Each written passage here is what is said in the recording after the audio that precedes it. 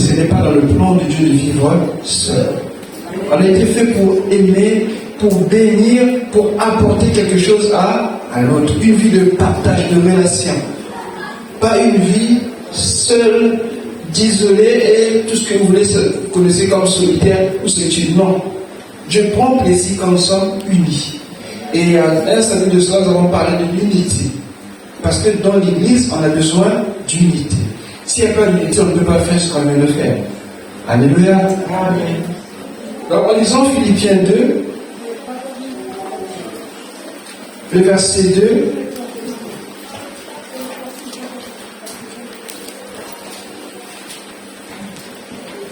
le samedi dernier, nous avons parlé du principe de l'unité. Et je pense qu'il était bien pour nous de faire une sorte de synthèse pour ceux qui n'étaient pas là. Philippiens 2, le verset 2. Il dit ceci. Si donc,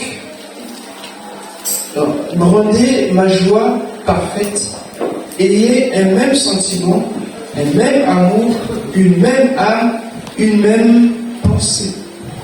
Voilà ce qu'on nous demande pour garder l'unité. Et parce que l'unité, c'est un effort que chacun doit faire. Je crois que dans Éphésiens 4, Paul dit « Efforcez-vous de conserver l'unité. » Amen. De l'esprit, par le lien de la paix. Donc c'est un effort qui est demandé à tout chrétien, à chaque enfant de Dieu. Parce que chacun de nous a sa manière de vivre, de voir, de comprendre. Et ce n'est pas tout ce que l'autre pense ou accepterait. Mais il faut faire des efforts, c'est-à-dire faire des concessions pour qu'on arrive à l'unité. Amen. Amen. L'unité, c'est ce qui forme un tout. Des diverses parties, mais qui forment un tout. Amen. Comme le corps, il est constitué de plusieurs parties, mais il forme un tout. C'est l'unité du corps. Mais quand on parle de l'union, c'est une association, un assemblage. C'est pas la même chose. Dans l'unité, il y a le caractère qui est là. Mais dans l'union, il s'agit de deux choses, de deux personnes différentes. Et quand Paul parle de l'union, il parle de l'union du Christ et de l'Église. En parlant du mariage. Amen. Amen. Mais nous formons un corps. Nous sommes appelés à vivre dans l'unité. Effectivement, ce n'est pas toujours gagné. Amen. Mais on doit faire nos efforts. On doit faire nos efforts. Et d'où l'importance de la parole de Dieu. Et d'être conforme à la parole de Dieu. Paul commence par dire un même sentiment. C'est pas aimer ou parler ou faire comme moi, non. Ça veut simplement dire que avoir une compréhension, une harmonie. C'est pas que on va tous penser pareil, non. Les différences, on les assume. Mais on peut arriver à s'entendre. D'ailleurs, on dit que l'harmonie naît des différences. Amen. Amen. Et ça, c'est la richesse de Dieu. L'harmonie, ce n'est pas une seule couleur unique, mais c'est plusieurs couleurs ensemble. Et il nous dit aussi un même amour. Et c'est la même chose.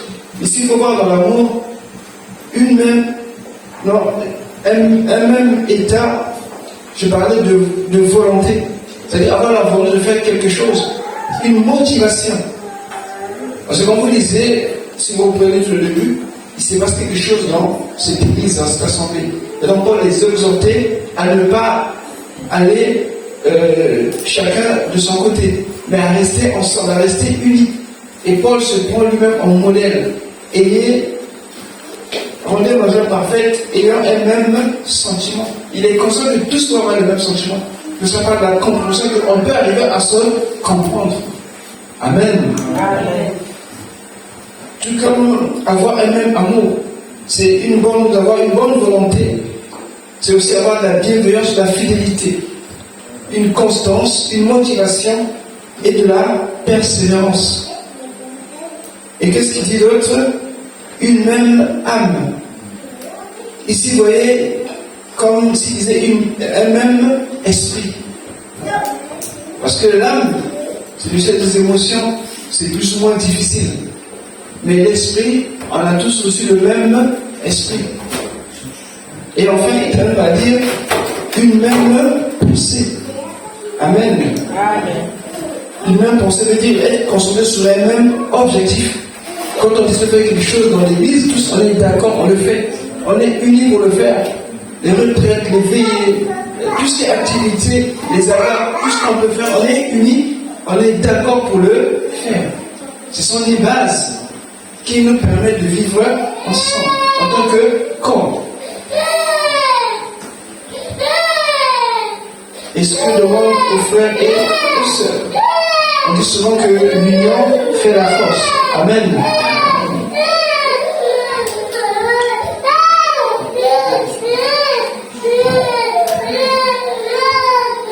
On a besoin de l'unité dans le combat ou dans l'intercession. Amen.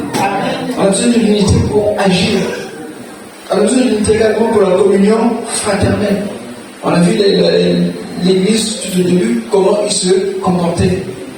Et c'est bien d'être dans cet esprit-là. Alléluia. On a tout à gagner comme nous sommes unis. Amen. Généralement, nos égos parlent plus fort que le reste. Mais c'est une grosse erreur. Et l'ennemi aime ça. Il aime ces personnes qui pensent qu'ils sont au-dessus.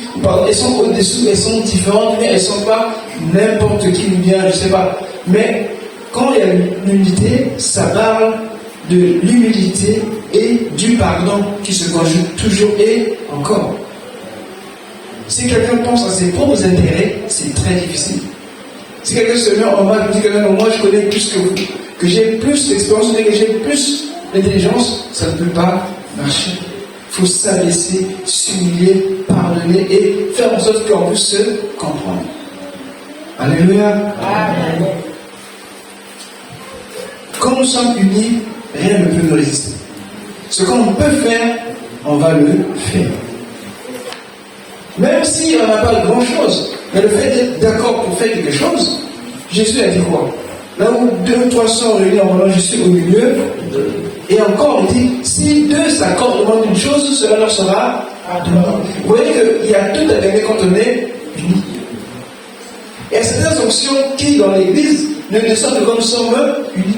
Certaines bénédictions qui viennent seulement comme nous sommes unis. Et les guérisons qui s'opèrent comme nous sommes unis. Parce que Dieu l'a voulu ainsi. C'est des bénédictions et des grâces que nous recevons de Dieu quand nous sommes ensemble. Quelqu'un peut lire le psaume 133? J'ai toujours lu ça parce que c'est l'onction corporative. Et cette onction est très forte. Parfois, les gens se vantent à tort pour dire que j'ai ceci. En fait, non. Parce que quand nous sommes unis, c'est le plan de Dieu qui s'accomplit ainsi. Et Dieu prend plaisir, il envoie, il commande à la bénédiction. Amen. Qu'il est beau pour les frères d'habiter ensemble. Pardon? Qu'il est bon. Suivez, il est bon et qu'il est beau pour les frères d'habiter ensemble. Il y a 2 choses, bon et beau. Quand c'est bon, ça parle de la bonté, ça parle de ce qui est juste. Et quand c'est beau, ce qui est agréable. Alléluia. Ce qui est appréciable. Continue s'il te plaît. C'est comme le parfum répandu sur la tête. Amen. Le parfum. Il y en a qui n'aiment pas plus pour le parfum, ça peut se comprendre. Mais on aime bien tous le parfum en général. Amen. Donc devant Dieu, nous sommes comme ce parfum. Dieu prend plaisir. Amen. Amen. Oui. C'est comme le parfum répandu sur la tête qui descend sur la barbe. Sur la barbe d'Aaron qui descend sur le bord de ses vêtements. Amen. Amen. Vous voyez comment ça se passe? Ça commence là-haut, et ensuite de suite ça descend. Ça ne pas seulement la tête, mais tout le corps, les épaules, l'abdomen, les jambes, et tout est parfumé. Ou bien reçoit l'onction, ou l'huile parfumée. C'est comme ça que Dieu nous voit. C'est pour ça que Dieu prend plaisir quand nous le louons, quand nous l'adorons ensemble, unis. Et quand il n'y a pas des égos qui s'élèvent, qui crient plus fort que les autres. Oui. C'est comme la rosée de l'Hermon qui descend sur les montagnes de Sion. Et là, on a l'image de la rosée. La rosée parle de la bénédiction, de la pluie. Une pluie douce, fine, qui ne vient pas faire du mal, qui va détruire les récoltes. Au contraire, qui rafraîchit. Et cette pluie descend. Oui. Car c'est là que le Seigneur assigne la bénédiction, la vie pour toujours. Amen. Amen. Il assigne, il commande, il envoie la bénédiction. Nous sommes bénis quand nous sommes unis, Dieu prend plaisir. Alléluia. Amen. Il ne s'agit pas d'être unis comme dans les sectes, s'il vous plaît. Non. Unis dans la parole du Seigneur. Amen. La parole du Seigneur est au-dessus. C'est par elle que nous nous unissons. Notre unité, c'est autour de sa parole. Ce n'est pas autour des préceptes des normes, mais de la parole de Dieu. Et quand Israël campait, quand on était sur une montagne, il donnait l'image d'une croix. Au milieu, il y avait le tabernacle. Et quand Balaam l'a vu, il a voulu maudire, mais il ne peut pas maudire parce qu'on ne peut pas maudire la croix. Amen. Amen. Et sa malédiction s'est transformée en bénédiction. Et Balaam était fâché. Il dit, mais je ne peux pas maudire ce que Dieu a béni. Amen. Parce qu'Israël était uni. Du haut de la montagne, là où était Balaam, et Balaam, il voyait Israël uni comme un troupeau. Le troupeau de Dieu. Parce que nous sommes dans le Seigneur. Quand nous sommes unis, bien aimés, c'est une grâce et une force. Et on peut faire beaucoup de choses. Amen. Mais à côté, il y a aussi les ennemis de l'unité. Il y en a qui n'aiment pas l'unité. Le premier, c'est le diable. Amen. Amen. Et ses collaborateurs, c'est-à-dire les esprits impurs. Le diable, la première tentative qu'il a fait, c'était désunir la créature et le créateur. Il est venu mettre un doute dans le cœur ou dans la tête de Ève. Dieu a-t-il réellement dit? En fait, il est venu pour séparer. Parce que quand Dieu a créé Adam, ils étaient unis. Ils entendaient Dieu, Dieu les visitait et il n'y avait rien qui pouvait bloquer quoi que ce soit. Mais quand il est venu avec son mensonge, la première chose qui a été produite, c'était la cassure. Il n'y avait plus d'unité entre Dieu et sa création, ou ses créatures. Il y avait déjà séparation qui était là. Et on sait la suite. Et le diable a toujours, quand tu es dans la communion du Seigneur, quand tu pries, il va venir te mettre des idées un peu farfelues dans ta tête. Parce que quand tu es en communion du Seigneur, il sait que tu as tout à gagner quand tu es dans cette position. Il vient pour te distraire, pour te séparer. Et après, les démons prennent le relais. Alléluia. Amen. C'est ce que nous voyons aujourd'hui. Les familles sont complètement désunies, divisées, partagées. Alors Dieu, au départ, quand il a fait la famille, c'est que la famille soit unie. Et Dieu lui-même, il est uni. Il est trois en un. Amen. Amen. C'est les sœurs, n'est-ce pas? Amen. Vous avez trois articles au pluriel, non, on aime ça. Dieu se révèle en trois personnes, mais en une seule. Et pourtant, d'où on a eu le mot Trinité, qui n'est pas biblique. Mais c'est une combinaison de deux mots qui signifie trois, tri, et un, unité. Amen. Pour essayer d'expliquer, parce que la divinité, c'est un mystère. Pour le moment, avec notre corps, nos limites, on ne peut pas comprendre l'immensité, toute la plénitude de la divinité. Donc ce petit mot nous aide à comprendre que Dieu le Père, Dieu le Fils, Dieu le Saint-Esprit. Et la Bible en parle. Et Jésus lui-même nous l'a dit ouvertement que moi, nous faisons qu'un. Et quand Jésus sur la montagne de transfiguration, il veut se faire entendre. Celui-ci est mon fils bien-aimé. Alléluia. Amen. Et lors du baptême, la Bible dit, Jean témoigne que j'ai vu descendre l'esprit sous forme d'une colombe. Donc ce n'est pas des inventions. Alléluia. Amen. Donc l'unité, bien aimé, c'est un modèle pour les chrétiens, pour le corps de Christ. Et s'il y avait quelque chose qui te retenait de l'aimer, comprends cela, rentre dans les rangs. Amen. Amen.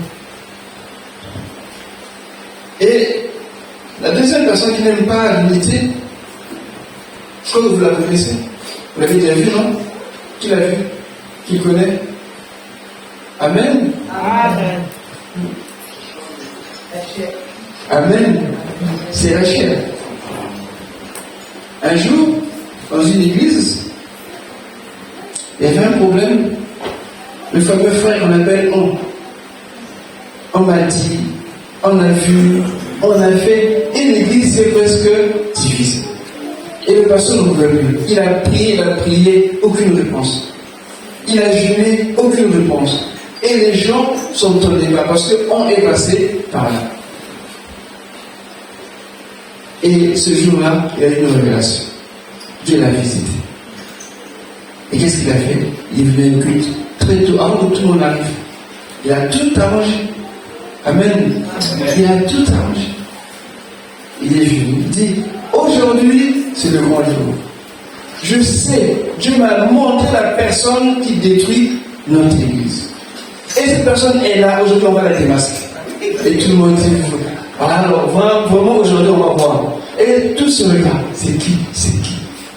On va le reconnaître. Amen. Amen. Alors, avec son déclaration qu'il avait fait, il a mis un rideau devant.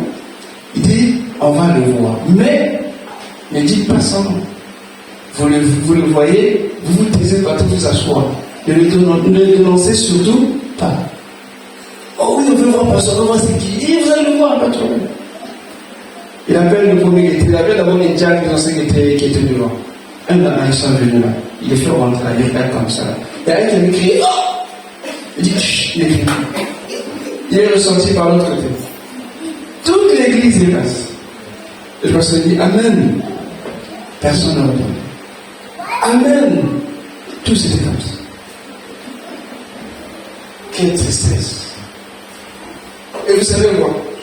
Vous savez qu'il y a un miroir qu'il avait caché.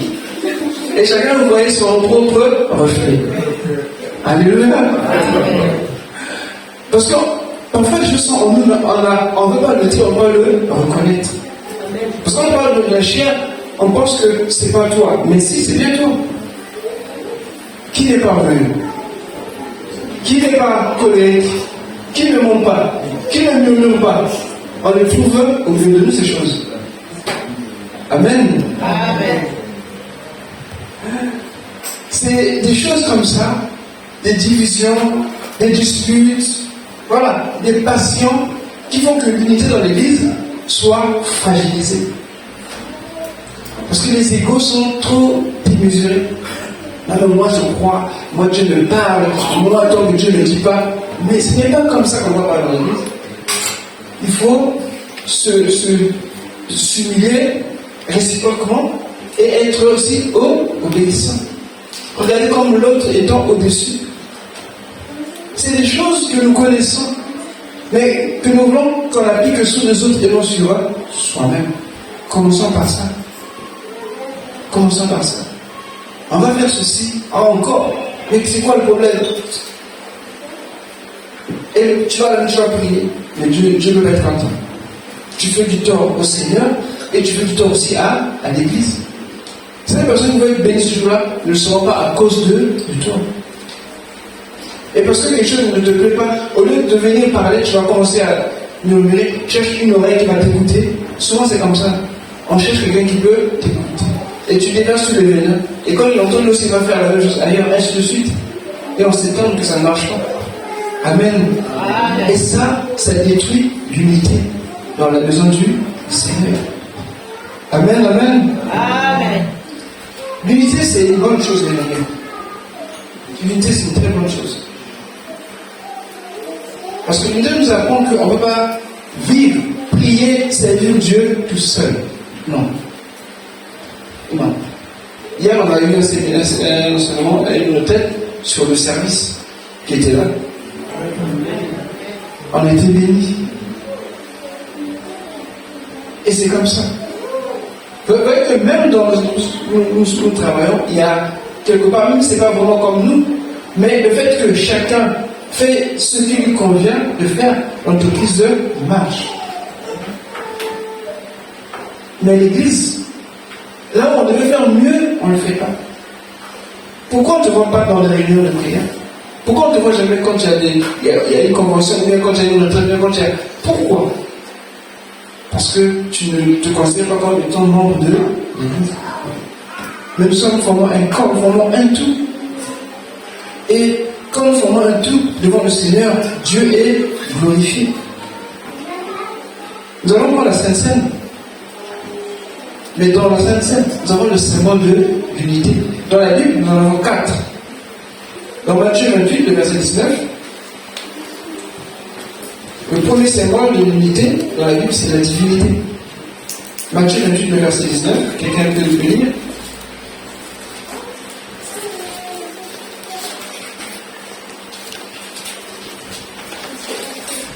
Matthieu 28, verset 19, dis-le notre Seigneur. Allez donc, faites de toutes les nations les disciples.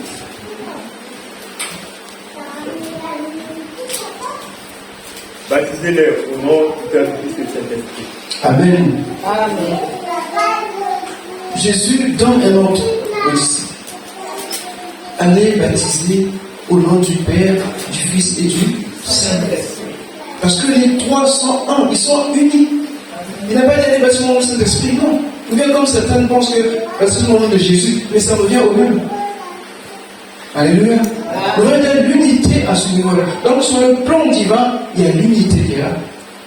Et comme Dieu nous a fait à son image, nous devons vivre dans l'unité. Même dans le mariage, il faut qu'il y ait l'unité.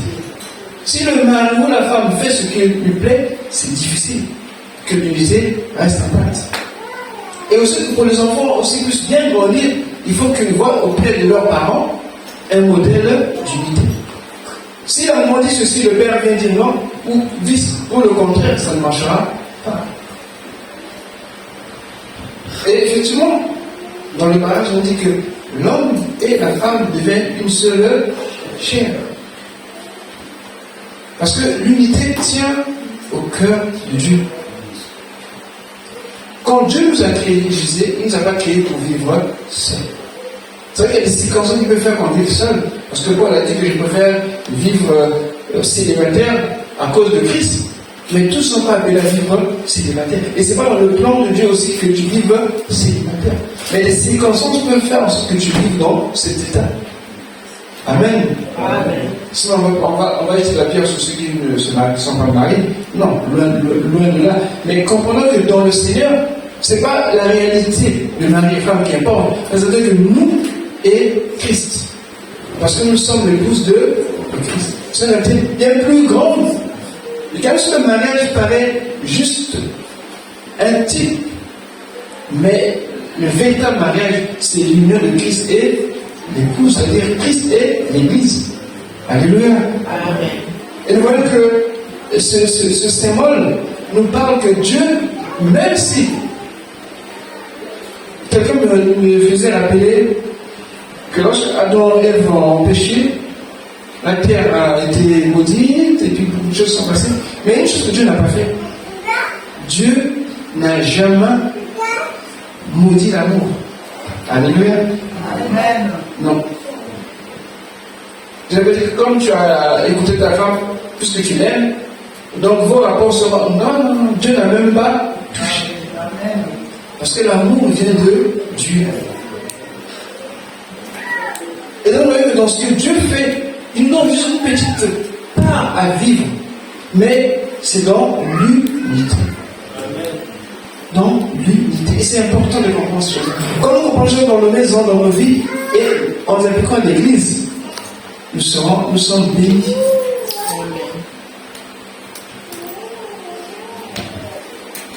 Et avant que je passe à la Sainte Seine, le troisième symbole que je parlerai ici, je parle du corps humain. Le corps humain est uni. C'est un symbole biblique. C'est Romains 12, le verset 5. Romains 12, le verset 5. On peut se dire 1 Corinthiens 12, 4 à 27. Mais on prend sur Romains 12, le verset 5. Romains 12, verset 5. Qui est le nom du Seigneur. De même, nous qui sommes plusieurs, nous formons un seul corps en Christ. Et nous sommes tous membres les uns des autres, chacun par sa part, pour sa part. Amen. Amen.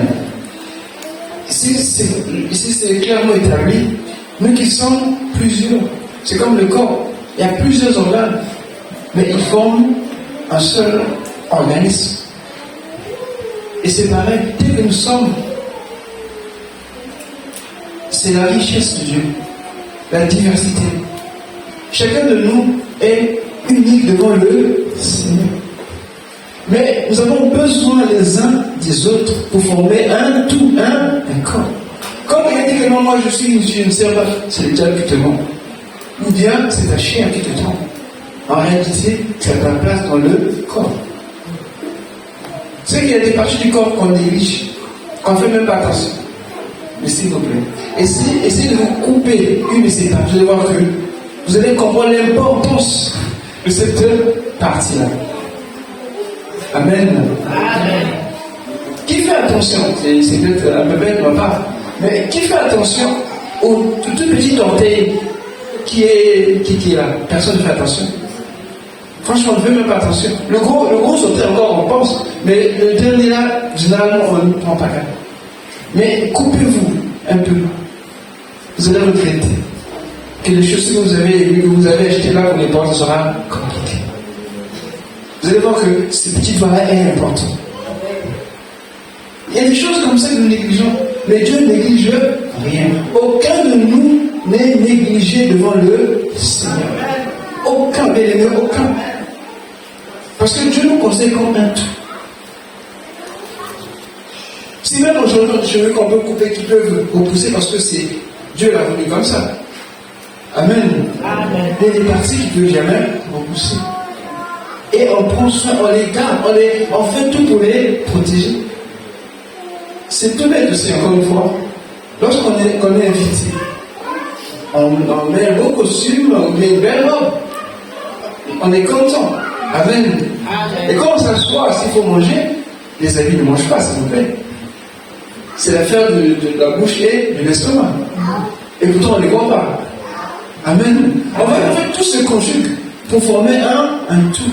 Et comme dans l'église, on a besoin des uns des autres. Ton talent est indispensable pour l'église.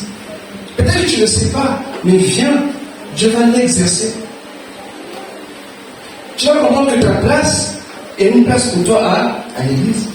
Parce que nous formons un corps. Tu penses être utile, devant Dieu tu es utile. Tu penses que tu ne vaux rien, devant Dieu tu vaux quelque chose. Amen.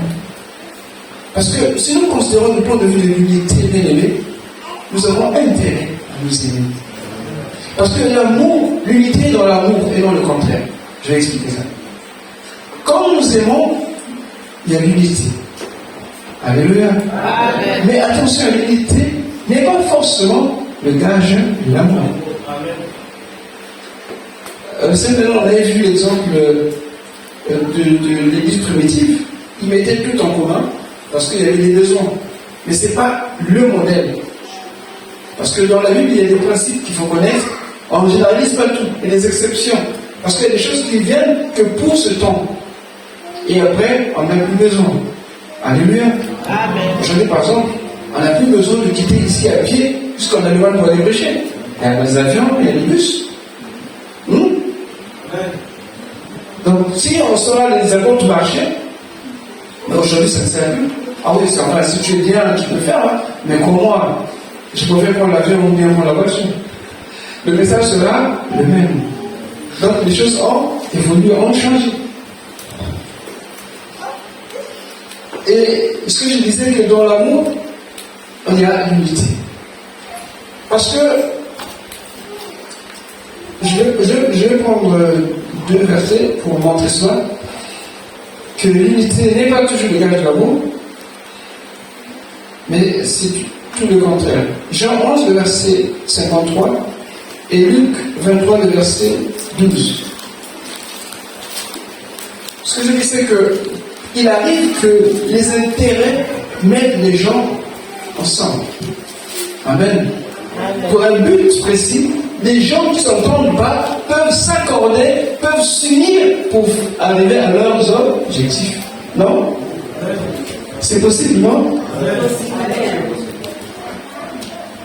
Et ça, c'est quoi? Et on va voir ça dans la Bible. Jean 11, le verset 53. On peut prendre deux hommes dans la vie. Oui. Jean 11. Dès lors, c'était un conseil pour le faire mourir. Amen. Amen. Jésus venait de ressusciter Lazare et ça fait du bruit dans tout Jérusalem. Et le Sanhédrin s'est réuni. Ils se disent, mais si ça continue comme ça, on est fichu. On va perdre notre vérité et tous les privilèges. Alors Jésus doit mourir. Qui dit ça? C'est le Sanhédrin. Et avec qui? Les pharisiens, les sadducéens et un parti politique qui devrait être là, les Hérodiens. À la base, les trois s'entendent pas. Les pharisiens, eux, c'était la loi pure et dure. Les sadducéens, ils ne croient pas aux esprits. Ils s'arrêtent seulement juste à Deutéronome. Le reste, ce n'est pas leur affaire de prophète. Et les Hérodiens, eux, c'est les intérêts du roi Hérode. Donc, ils n'avaient rien de commun. Sauf que, à tous les trois, ils avaient une influence sur le peuple. Et là, ils sont tombés d'accord pour faire mourir Jésus. Ils étaient unis. Amen. Amen. Un peu comme la tour de Babel. Le fait qu'ils étaient unis pour construire, pour défier la parole de Dieu, et bien ils ont commencé à construire. Et Dieu est venu confondre leur langage. Et nous voyons la même chose dans Luc 23, verset 12. Luc 23, verset 12. Ce jour même, Pilate et Hérode devinrent amis. Ennemis qu'ils étaient auparavant. Ah. Amen. Amen. Pourquoi? À cause de Jésus. Pilate, c'était le gouverneur romain. Il n'aimait pas Hérode. Hérode, c'était un descendant des années qui se passait pour un juif. Hérode, non, lui n'aimait pas Pilate parce que pour lui, c'était un usurpateur.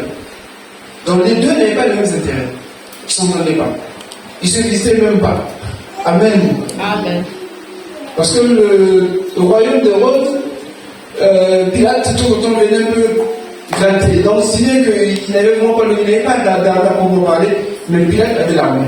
Donc, c'était un roi jusque demain. Amen. Amen. Mais ce jour-là, ils sont devenus des amis. Vous voyez, parfois les intérêts peuvent faire en sorte que les gens puissent s'unir, s'entendre pour arriver à leur fin. Mais nous, ce n'est pas comme ça. Nous, c'est ce que la parole de Dieu nous demande de faire. Étant enfants de Dieu et reçu le Saint-Esprit, nous devons faire nos efforts. C'est-à-dire, quand tu cries un peu plus fort que les autres, quand tu te mets toi en valeur au-dessus des autres, ce n'est pas de Dieu. Il faut savoir s'unir, écouter les autres, travailler pour que les autres soient mieux appréciés que même toi. Parce qu'il y en a qui aiment qu'on dise tous deux. Même quand tu es ta femme que tu es belle, qu'elle est belle, tu es fâché. Enfin, ce que tu es beau. Quand on dise que tes enfants sont comme ça, non, pas mes enfants, plutôt à moi. Vous savez que c'est des comportements comme ça. Ils veulent tout avoir, qu'on dise tous deux. C'est bien, mais dans l'église, ces choses n'ont pas leur place. On doit s'efforcer. C'est comme on a dit au début, un même sentiment, un même amour, une même âme, une même pensée. Nous sommes appelés à vivre ensemble, à agir ensemble. Et la bonne nouvelle, c'est que tous, nous serons avec Jésus. Donc c'est bon de faire du tort à ton frère et à ta sœur. Et pour finir, je vais sur le 4e symbole biblique, c'est la Sainte Seine, que nous allons prendre tout à l'heure. Amen. Quelqu'un peut lire 1 Corinthiens 10, 16 à 17. 1 Corinthiens 10, 16 à 17.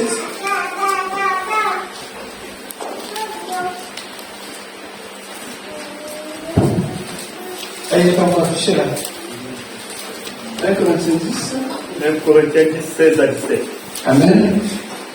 La coupe de bénédiction que nous bénissons n'est-elle pas la communion au sang du Christ? Le pain que nous rompons n'est-il pas la communion au corps du Christ? Continue, s'il te plaît. Oui. Puisqu'il y a un seul pain, nous qui sommes nombreux, nous formons un seul corps, car nous participons tous à un même pain. Amen. Cela est clair. La Sainte Seine, ce n'est pas plusieurs pains, mais c'est Jésus, le pain de vie. Que nous prenons, nous qui sommes plusieurs. Elle parle de rompre le pain.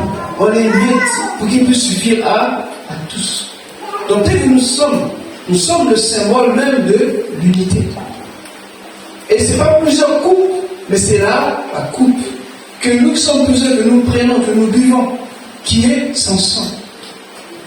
Donc, par tout cela, nous voyons que Dieu nous appelle à l'unité.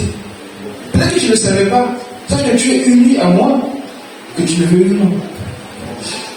Quelqu'un dit Amen. Amen. Et comme moi, parce que je suis uni à toi. Comme un corps. Les oreilles ne pourraient pas tout seuls. Là, il ne peut pas le faire, et non pas les pieds. Amen. Amen. Ni la tête. Et quel autre membre de par partie de mon corps. Mais c'est un tout qu'on appelle corps. C'est un tout qui peut parler, qui peut travailler, qui peut. C'est un tout. Le conseil de plusieurs membres. Et ce que nous sommes. Et tout dans la Sainte Seine, nous allons témoigner que la parole de Dieu est la vérité. Amen. Parce qu'on va le faire tout à l'heure. Amen. Amen. Et donc l'unité bien aimée, c'est la force même de l'Église. N'oubliez jamais ça. Que quand nous sommes un bien aimé, aux yeux du Seigneur, ça compte énormément. Il ne s'agit pas d'être un dans le mensonge, un dans le faux, mais il s'agit d'être un dans le vrai. Nous devons aimer la vérité. Et accepter aussi que nous avons des défauts, qu'on peut nous corriger, qu'on peut nous répondre. Mais en comprenant, en faisant l'effort de vivre ensemble. Amen. Amen. Que le Seigneur nous bénisse. Amen.